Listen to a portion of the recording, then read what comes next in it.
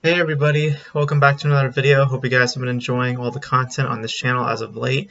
Just been pumping out videos lately and yeah, just a lot of stuff that I want to talk about, and we're going to continue that streak.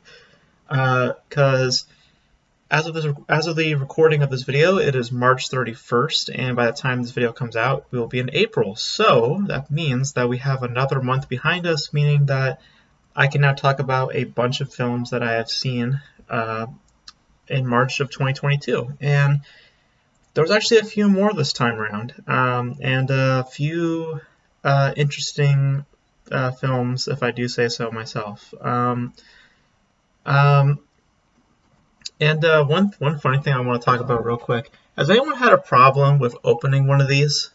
Like, I don't know why, but just look at my hand. Like, I can't. These are so hard to open. I don't know why. It's always a pain to open or propel. A small water like this, though, totally fine to open. I don't know why Propel makes it so hard to open, or makes it work. I don't know. I don't know. I just find that funny. Has anyone ever had that issue with Propel? Because I've had that all the time with Propel. So, and Propel's great, by the way. Um, anyways, not sponsored by Propel. So moving on. um, so I don't just talk about news topics on this channel. I do talk about a few there and there if it interests me. That's what I always say is the criteria. I'm not going to talk about something that I don't find interesting. The reason why I talked about the Oscars and Will Smith, even though in a last video I said I was not going to, is because that was really interesting to me, and nobody saw that coming also. So I also just did a video on Moon Knight, and you guys know that I'm kind of burnt out on superheroes, but I was at least interested to see Moon Knight, so I wanted to at least give my 2 cents on Moon Knight. And it was only like a 5-minute video, so, where's the harm in that? But videos like this is where I get to talk about older films and some newer films that I may have not been able to do first impression videos on. So it's basically like a catch-up video. So we have films from like the silent era that we're going to talk about, a very infamous documentary.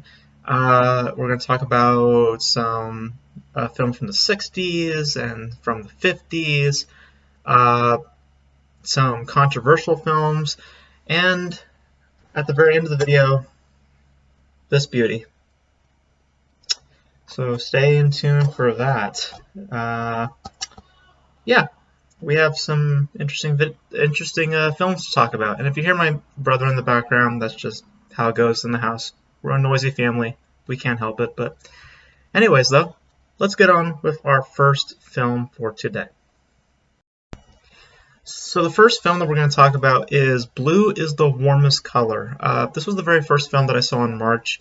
And I was curious to watch it for a long time just because of some of the controversy surrounding it regarding the sexual material, and just the production itself was pretty troubling, or for lack of a better word, troubling. The reason why it took me so long to watch it was because of the runtime. It is a 3-hour film about a romance between two women, and like, I'll say this first. The thing that really struck me about Blue is the Warmest Color is the performances. I think the performances are excellent. I think that the two leads do a really, really good job at pulling you in and keeping you, like, for the most part, very interested with the story. Especially with Leigh Shadux, I think that's her name. There's this argument scene that happens.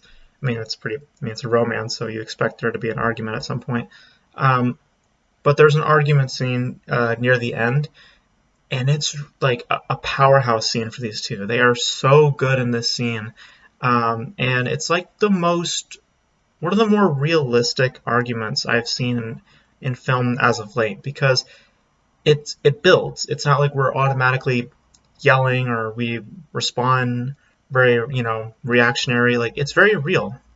Like, the rise is very real. We start off very like reserved. We're trying to kind of consume the information we're hearing, and then eventually it becomes external and more vocal, and eventually you're very upset. So I think that particular scene was really well helmed, and the film in general is well helmed. I think that the direction itself is really good, um, and I think that for the most part it earns its runtime. Where the film kind of stumbles a little bit for me is the story. It's a very predictable story. Romances are so hard to nail nowadays because there's only so much you can do with a romance. There's only so many angles that you can take it also.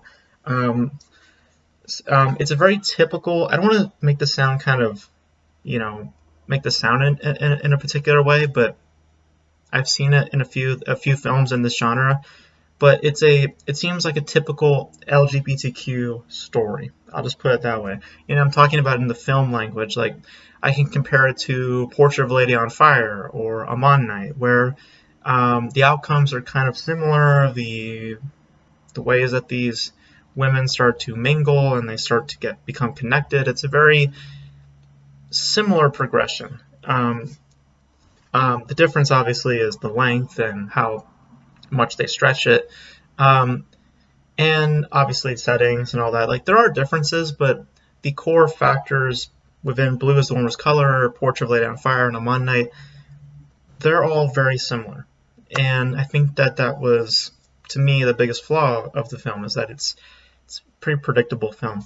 But I really like the characterization. I think the performances are really what keep this movie afloat for me. And I think that it has decent navigation. I just think that the story itself is a bit predictable for me. Visually, it looks pretty nice. Now, to address the sex scenes for a minute, because that's where all the controversy came from. I am of the mind that the scenes are in great detail because it actually further develops their romance. I don't think that it's for self-indulgence or for anything perverted, because that was what a lot of the controversy was talking about. I don't necessarily see that in those scenes. I think that they paint it in great detail to show. It's kind of my similar reaction that I had to Amon Night, where when we get to those scenes when these women become intimate, that's where a lot of the romance begins to show. And it's kind of a similar thing here with Blue is the Warmest Color. When these two become intimate, and again, Amon Night and Blue is the Warmest Color have very different sex scenes. Amon Night is, a little bit more safe with its material, very cinematic. Over here, it's a lot more graphic, it's a lot more in detail, and you pretty much see everything. There's also questions regarding the progression of the sex scenes. Like there's again, this is going to be a little bit of an R-rated. I mean, it's NC-17 the movie, so forgive me, but we have to get into a little bit of detail of these scenes just so I can make my point. Or just so you guys can understand the controversy. But people were having issues with the progression of said scenes. Like they eventually start eating each other out in certain ways, and they start doing this with each other. Like it's very, how should I say it? Like they become really intimate in the first scene, because there's about I think 2 or 3 instances where these scenes happen. I didn't take issue with that. Because I wasn't really paying attention to in that sort of way. I was paying more attention from a story point of view. How does this benefit the story? Does it make sense for the story? Does it make sense for me to see these people in this setting? Because there's always been a question about sex scenes in general. I mean, if they actually matter? In movies, do we need them? And I believe it can be done well, and I believe there can be a justification for it. And I think Blue is the Warmest Color has a good example for it, because I see these scenes as furthering their romance and cementing that romance for me. Because it's one thing to show them kissing, and it's another thing to have them looking at each other, because they nail those scenes, by the way. Because you can tell, like, you can tell with or without those scenes, but I think that because the performances are really good, but um, I think that it really, visually speaking, gives more to the point that they are very much attracted to each other and they're very much in love with one another. And I see it only in that front. I don't see it in the self-indulgence way. Because if it was in a more self-indulgent way, I mean, the production, we can get into debates too, just how the director was handling these women, these actresses, which I will say definitely questionable behavior. But the overall results, I don't necessarily see as anything self-indulgent or perverted. I don't see that. I think that it's there to help serve the story and to further this love. And I do agree that these scenes don't necessarily need to be here because we have these really great performances to sell the entire film. But I think having it in there, I think only adds to the story and not negate the story. So, or take away from the story. So generally speaking, I did like it. I think it is a little too long, and I do think the story is predictable. But the two lead performances, I think, are really a sight to behold. And I think that the camera work is great. The overall direction is very solid. And in general, it's a very good film.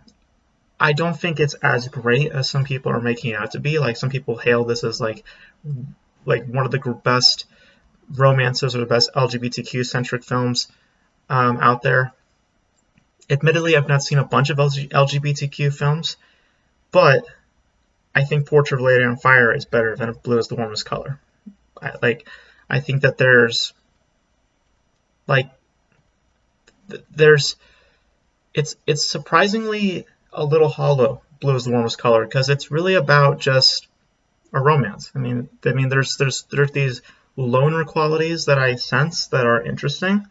The sense of like wanting to belong to someone, which I think is interesting. But it's only senses. Like, really at the forefront, it's about these two girls falling in love. But I think with something like Portrait of a Lady on Fire and with other films, I feel like I get more layers to those, rather than with Blue is the Warmest Color. So it's a good film, not great, and I don't think that those scenes are as controversial as people make them sound. I think that it's in service of the story, not anything else. So, all right, next film on the list is In the Heat of the Night. This was in response to the passing, of course, of Sidney Poitier. I was very interested to see one of his more notable films, and this is definitely, I would say, probably his most famous film, In the Heat of the Night. How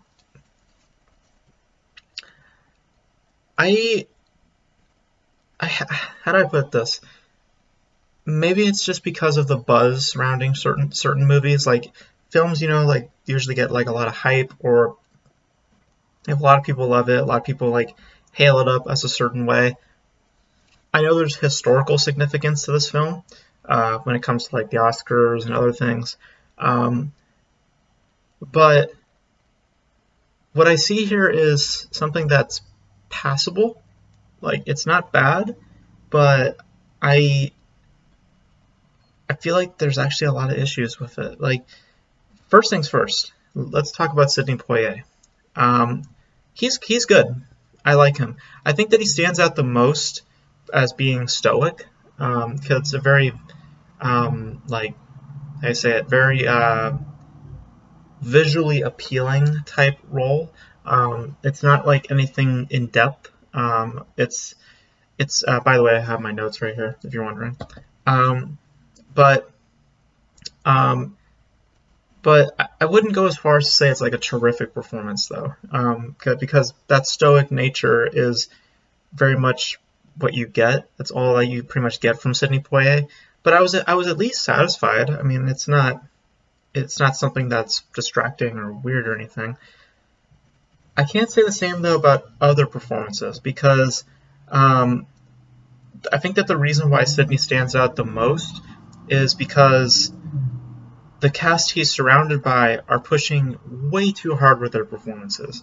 Um, like for me, they come off either a little too extra or at times a bit distracting in terms of like getting into their characters because like they're not giving the right amount of energy.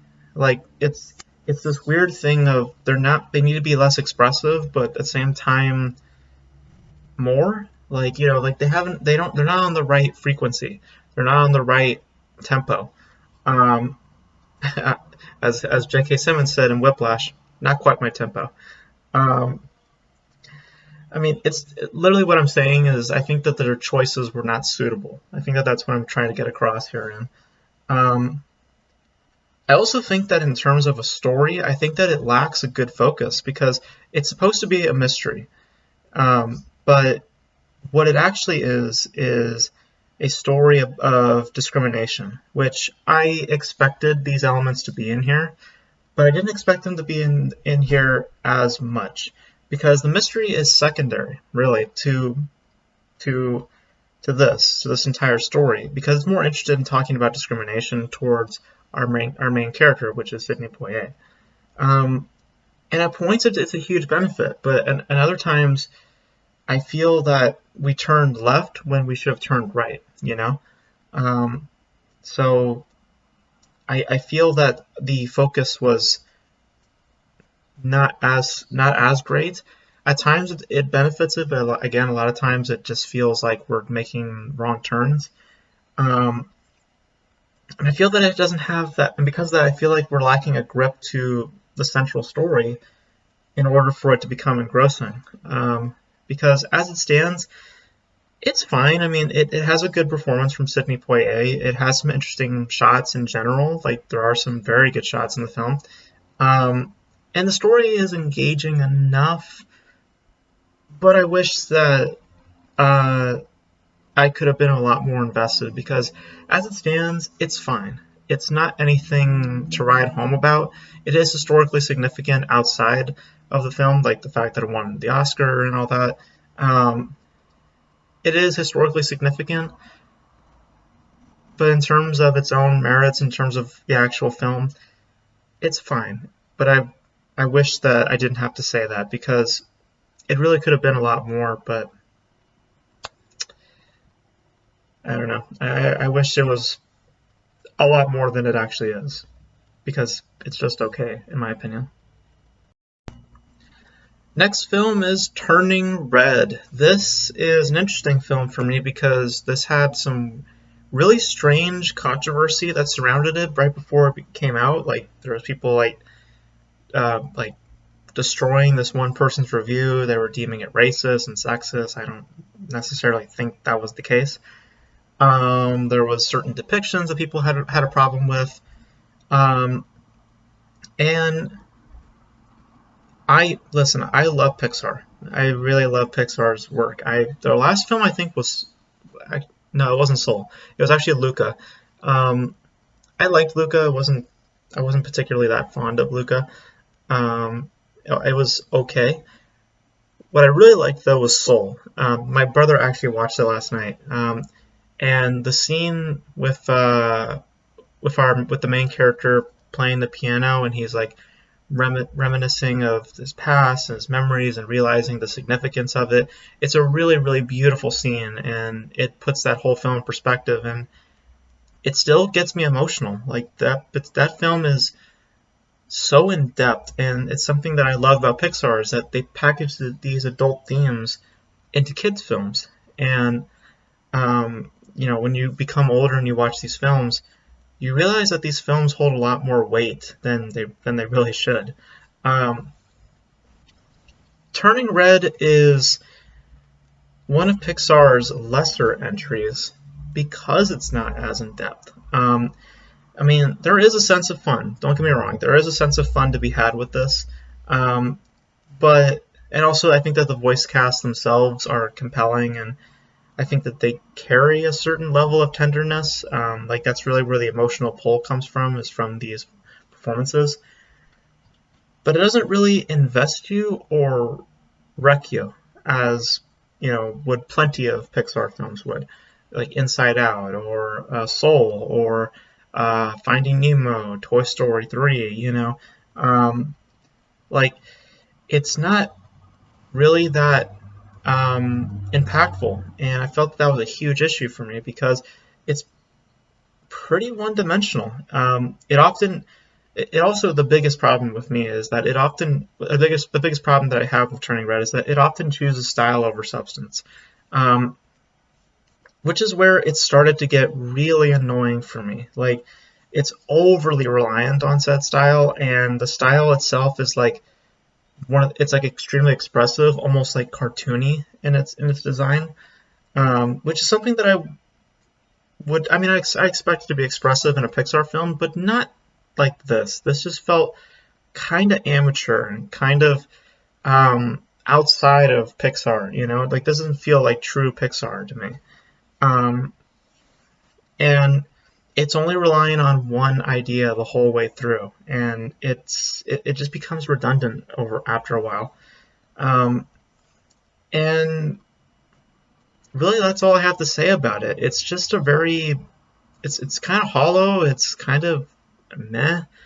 Um, I mean, it has some interesting qualities there and there. Like I said, the voice cast is nice and it has some sense of fun, but it's admittedly, it does take Pixar down some new directions, but um, I think that the problem is that those new directions are very generic and very formulaic.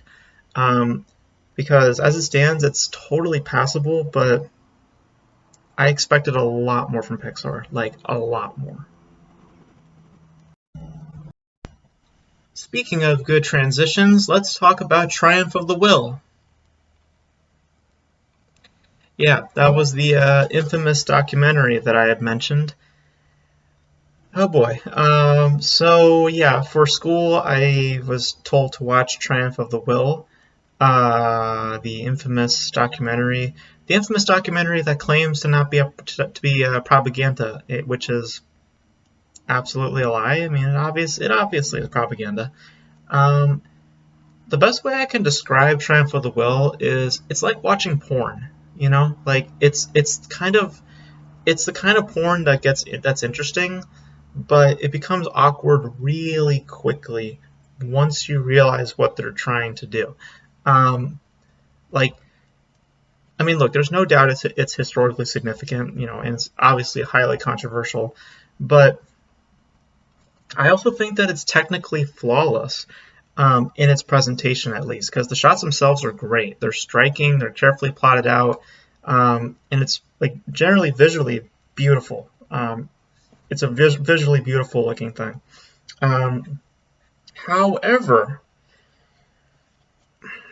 this is a very strange case where I mean, it's obviously propaganda. It's clearly propaganda, and it's one of those rare times where it's just hard for me to stomach. And um, it became more and more disturbing and more clear where its focus was. And look, I'm all about seeing different views. I'm not against seeing a different view. And Triumph of the Will certainly holds a unique perspective. Um, and I think that it's interesting. But it's also one of those times where I can't separate my own views from what I'm watching, because the movie pits itself, bathes itself, and just parades around its own ideas, like um, in a very ignorant and narrow-minded fashion. Like it's not wanting to address that there's other possibilities. It's like this is the only way of thinking, and I just don't like the pornographic sensibility that this film has, and I'm just not willing to stomach a feature or any length that acts like that, which is why I didn't finish it. I didn't finish Triumph of the Will, and you're probably wondering why are you doing a review for it then? Because I got everything I needed to know based on 30 minutes of it.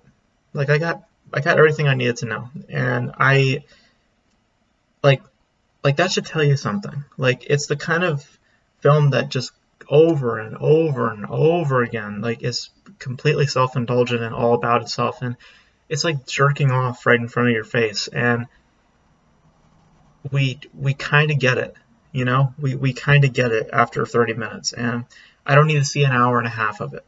I really don't. And like, it's like eating pizza 20 times in a row. Like, that's the best analogy for it. Like, eventually you just want to eat something else, you know? Like, you just want to just move on and just go to another restaurant or eat something healthier, you know? And that's what I eventually did with it. I just went and ate something healthier. And that film happened to be our next film. And that film was The Night of the Hunter. This is a film that I've been hearing quite a bit about. It's actually getting a remake, surprisingly enough, at Universal. Surprisingly, because I thought this had a remake by now, but it's finally getting one for some reason. Now, this is the polar opposite of Triumph of the Will. Triumph of the Will is a terrible form of propaganda, where this is just a splash of fun. This is so much fun to watch. I almost feel like saying that, like a part of me, I'm trying to find my notes here, like, I was almost expecting something completely different from it, like from its visuals and just the reputation of this film. I was expecting something completely different. And partially, like, tonally speaking, I get what I'm looking for. Like, I get the horror vibes, I get the unsettledness, you know, if that's even a word. But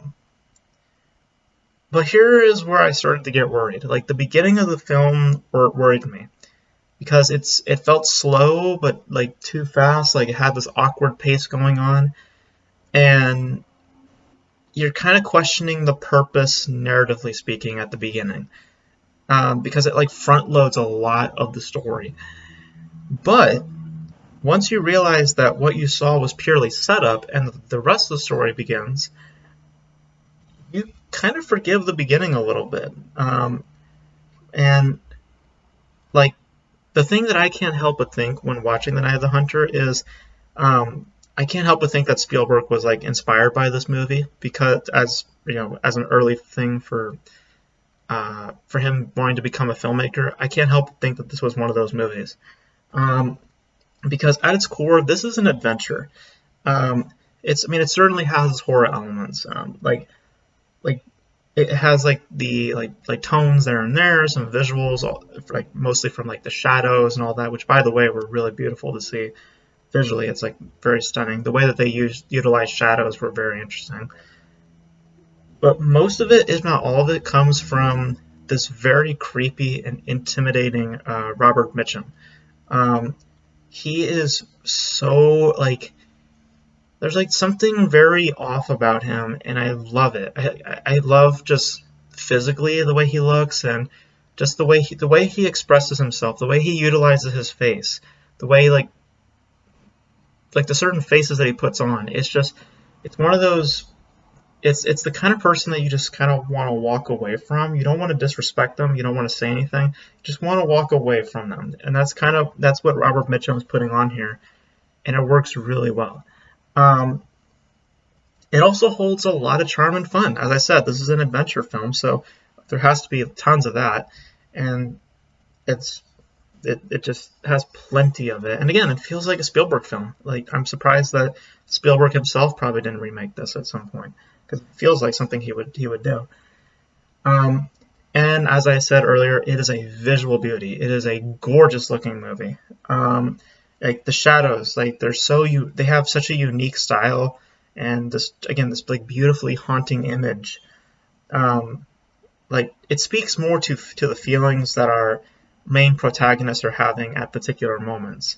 And I love that. I love when the visuals I love when visuals are not just there to be pretty. I like that they're there for a meaningful purpose, you know, and it expresses more about the character that we're following. I think that that's what great visuals are supposed to do. They're supposed to enhance developments, or forgive more developments, and not just be pretty things. So, but speaking of the main characters, this is where the film kind of fell. Besides the beginning of the film being a little worrisome, this is where I had some other issues. The acting from the kids it's good under the right circumstances, meaning that they have their moments.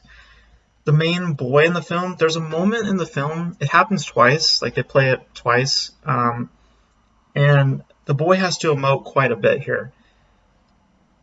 And, hold on a second. Excuse me, I had to just sneeze. Where was I? Yeah, the boy, though, he had to emote quite a bit in this particular scene, and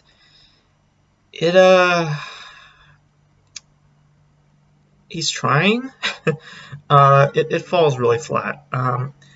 And both times are delivered in the same underacted manner. Like, it feels very underacted, in my opinion. Which, we'll talk about underacting in a second here, but with another film. But beyond, again, some questionable acting choices and the beginning kind of being worrisome, I really like this movie. I think that it has beautiful visuals. I think it's charming as heck. I think that it's investing. I really like Robert Mitchum in this movie. He's very creepy. And it's just a solid adventure. I had a lot of fun following all these characters, and just the narrative itself is very engaging. Really, really good. Really good film. You should really check it out. Night of the Hunter, or The Night of the Hunter. Very, very good film. Very good adventure, and not what you would think. It may look like a horror film, but really it's a tender and just balls out fun adventure. It's just so much fun, and I'd watch it again. I really would. I might actually show it to my little brother. It's very kid friendly, surprisingly enough. So yeah, it's a really, really fun film. Second to last film before we get into that film is Breathless. Jean-Luc Godard, my first Jean-Luc Godard film. Never seen any of Jean-Luc Godard's films until this one. And what a fitting title, because, man, of all the films that I've seen from this month, we saw Triumph of the Will. We talked about Night of the Hunter. We talked about Blue is the Warmest Color, and all these other films. Breathless is easily the best film that I saw this month. It is just breathless. The most important element to Breathless that could make or break it is the editing. It is a very much an experimental approach, like Godard chose to approach this story more experimentally because he wanted to play around a little more documentarian, I would say, and I think it pays off greatly. Like, this non-conventional approach with like multiple glaring and jarring cuts throughout the runtime, I think actually really enhanced the story. Like, it's weird. It's like, it's flattering. It's infectious. Like, this editing style is just very, it's inconsistent, but yet absolutely consistent, it's distracting, but for all the right reasons, like, it's a very strange editing style that pays off so well. It's filled with style and engagement, and talking about the editing. And then we get into the characters, and my gosh, the characters themselves are so much fun, mostly from these performances. The chemistry between these two actors is just electric. I mean, the bond that they share is so felt and filled with charm, spirit, sadness, and doubt. Like, they go through a lot of emotions, these two. And this is not a perfect relationship. It is messy, like all relationships are. And I think that that's the beauty of Breathless is messaging, is that, love is not found easily or can be felt so easily. It's one big mess, and you can never easily navigate through it. And I think that that message that Godard is looking to explore is beautifully portrayed by this stellar pairing. And I think the direction itself is it's directed with such passion and distinction. Like, you watch this film and you immediately see someone's style and you immediately see someone's own atmosphere. Like, it doesn't feel like it's catering to a certain kind of movie or this and that, or feels super inspired by a certain thing. It's its own entity. It's its own original story and its own original way of telling it. And this was, I believe, part of the new French wave. And just from the handful that I saw of the new French wave, this is definitely something that stands out for me. I love this non-conventional approach. It is so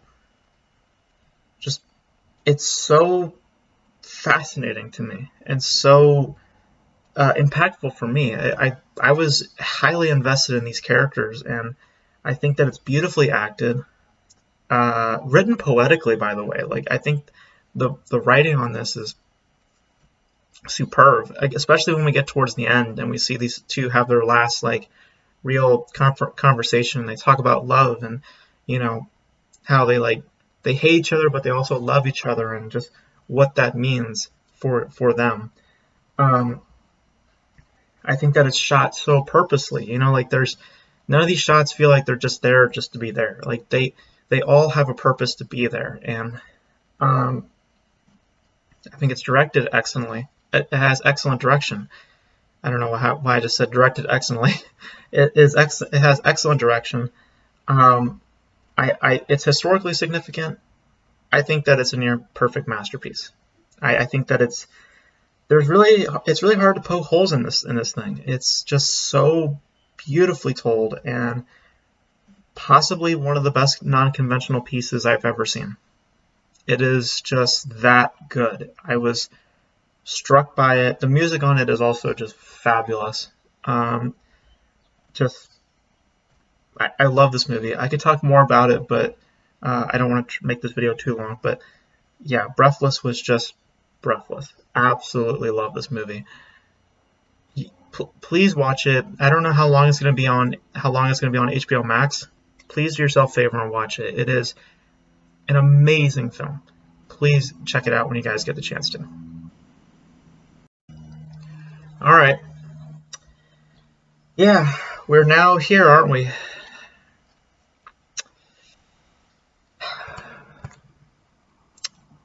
Yeah. So, this has been on my bucket list. I mean, all these films have been on my bucket list, but this one especially. Let me tell you a funny story about this. So, I bought this for my little brother because he's a big Nintendo guy, and I bought this as a joke. I bought him like a few gifts, and this was supposed to be like a joke gift. Went to buy the Blu-ray, and you can't buy the Blu-ray. I mean, you could in theory, but you can't play it on any North American Blu-ray players. Only in foreign countries could they. Could it be played? $35 for the Blu-ray. $3 for the DVD. And this can be played in North America anywhere. So I think that's telling.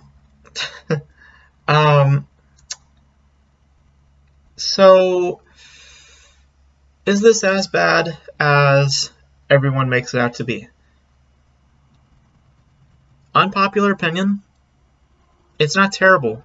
I mean, it's really bad. It's really bad. But I don't think it's terrible. I think that there are a few things in it that are okay. Okay. Like okay. Okay, now okay, okay. Like just made it. Okay. I'll talk about them really quickly here. Which is, I think that the beginning is okay. I think that the first 10 or 15 minutes, the setup is okay. I think that that's it's typical, but it's okay. It's a typical setup. We've seen it thousands of times, but I think it's okay. For another, again, very unpopular opinion, I don't think Bob Hoskins is as bad as Mario. I think he's a decent Mario. I mean, you can't really portray Mario. I mean, he just runs around and, there's not characterization for Mario. So I think that what Bob Hoskin did as Mario, or Mario, we'll talk about that in a second, um, I think it was okay. Um, Now, infamously, this production was, for lack of a better word, hell. The actors were drunk on set and just, nobody really cared about making this movie. Um, and I didn't really see that from Bob Hoskins. Again, I thought he did a decent job. I did see it with Luigi, though. Man, that performance, let's now get into the bad stuff. Man, Luigi was bad. I mean, this was a bad performance. This isn't an underacted performance. This was a bad performance. I just missed him. Bad performance by Luigi. Um, Same with Bowser. I talked about underacting. Dennis Hopper underacted the hell out of this movie. Like, just every scene needs him to be here, and he's here. And it's so funny to watch. But nothing in terms of humor beats the action sequences. I don't know if I've ever seen. Well, okay, that's pushing it. As of recent memory, I don't know if I've seen more purposeless action sequences because none of them amount to anything. None of them. There's one part of a sequence that dedicates a minute or two of Mario and Luigi awkwardly attempting to zipline, which amounts to Luigi hanging freely and Mario swaying his legs. And they make like 15 different shots of that, of these two just hanging there. And they're just moving around like this. And the shots are like here, here, here, here. Like they just dedicate 2 or 3 minutes to that. The story is all over the place.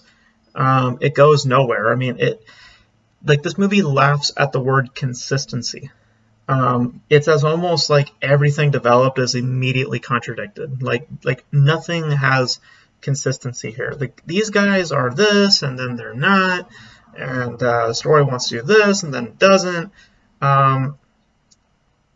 Like it's like someone who doesn't know what they want. It's like, hey, do you want pizza? I kind of want. Sure. No, I kind of want a hamburger. Oh, okay. Now you want a hamburger? Sure. No, I kind of want chicken. Oh, you want chicken? Nah, I kind of, yeah, sure. Nah, it's like, that's what this movie acts like. If it had a voice, that's what it's acting like. The editing is all over the place. Like, it creates this huge imbalance. In it, it's frustratingly fast. Like, it makes you question whether scenes were cut out of the film or if you just like blinked and you just missed them. It's also strangely organized in terms of like the editing itself, like the actual like the cut itself. It's strangely organized. Like we'll cut from our primary focus to address a character or two for 10 seconds. Like Mario and Luigi are out in the desert. We see them for like 10 seconds, and then we come back to the main story really quickly. They do that a couple of times in this movie, and it's just really distracting and really weird. Just like really, really strange choices. But like I said, it has a decent start. The first like 10 or 15 minutes are decent.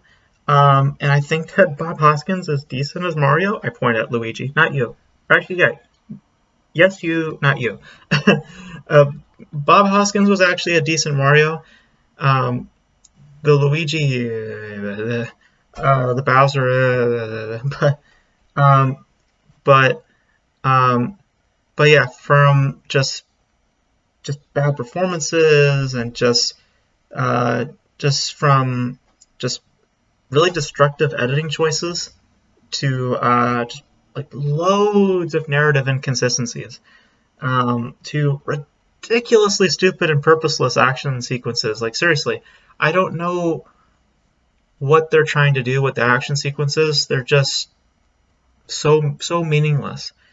Like this movie is like a strange acid trip. Like it's like very stinky, very half-baked, and above all else, it's funny. Like this is so funny to watch, but for all the wrong reasons, and I do mean all wrong reasons. Like, just to end my thoughts on this movie, Luigi Mario, Mario Mario. I don't think I need to say anything else further, do I? Luigi Mario, Mario Mario. Luigi Mario, Mario Mario. I don't think I need to say anything else, do I? I don't think so. So there you have it.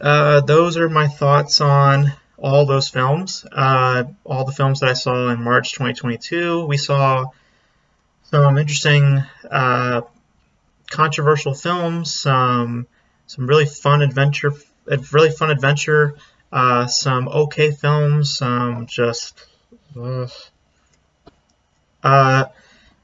Pretty much went through the gambit of emotions this month, but you guys let me know your thoughts on all these movies.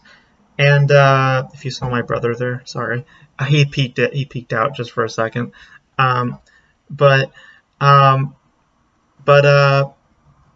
that's it for this video, guys. Hope you guys enjoyed this video. Kind of long, my apologies, but hey, I had a lot of thoughts on all these movies, and yeah, so. I am contemplating about maybe getting my money back for this. I don't know, it was $3 or $4, but I don't know. I'm gonna go see if I can go return this to Amazon. So I'm gonna go get my money back. So I'm just kidding. I bought it. It was only $3 or $4, but yeah, I just like throwing it for some reason. Yeah. So that's it for this video, guys. Hope you guys enjoyed it. And whatever the next video may be, I hope you guys will like it. I hope you guys will be around for it. And yeah, that's it for this video. Hope you guys enjoyed all of these movies. You guys let me know your thoughts on them. And I'll catch you guys next time. Peace.